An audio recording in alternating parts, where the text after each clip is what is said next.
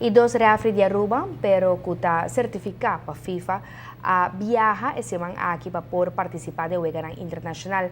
Essa aqui tem a ver com o acordo que tem com CONCACAF, com FIFA e com CFU, de qual está selectar referee de Aruba para ser a fluit wega ou fungir como assistant com bandeira de banda. Nota promovida Fernandi Aruba está assistindo a Wegaran Internacional, aunque onde é Wegaran viaja aqui lota amistoso. A intenção está para ganhar mais experiência e conhecimento possível, que depois por nota também de apresentação na casa.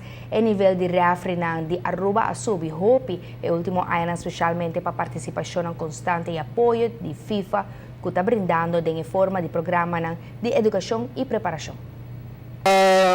Juego amistoso de Venezuela contra Guatemala.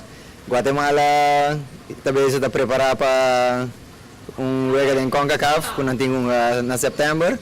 E Venezuela, Copa América está começar dentro de 3 dias e não está dentro do grupo de México, Uruguai e Jamaica. Então aqui está no último juego amistoso para o torneio de Copa América. Como vai selecionar? Esta ser trabalhador de CONCACAF, não está selecionando a referee e com não está se especificamente nos nos ángeles e a mim caí em ronda aqui. Você de quanto viaja internacionalmente? Está de 4 viagens. A experiência lá também é hobby bom, é jogo mais grande que eu também viaja aqui.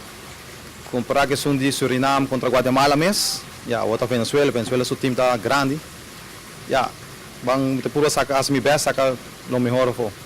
Tem outro jogo mais tarde para que peso não tem dos comprados na dos. Sim, tem jogo de Guadalupe contra Dominica. Você tá já sabra contra bem também. Peso tem CFU nível de Zuid-América com Medio-América um tique mais alto que tem CFU. Pero me quiere nível não muito de outro.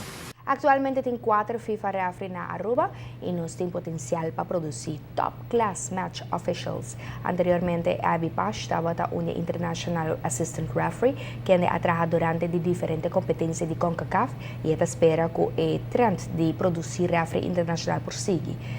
4 FIFA referee de Aruba está Recangel de Leca, que está un referee, mientras que nos tiene 3 FIFA Assistant Referee, Jason Cola, Jade Salamantin y Jean Faro.